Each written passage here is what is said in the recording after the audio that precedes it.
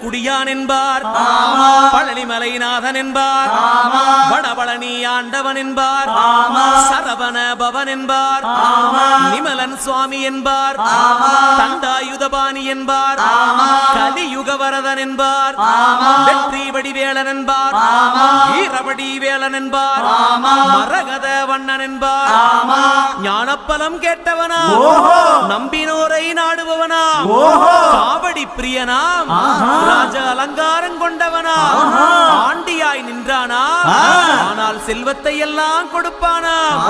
அப்படிப்பட்ட முருகனவன் ரொம்ப ரொம்ப சின்னவனா சுவாமி.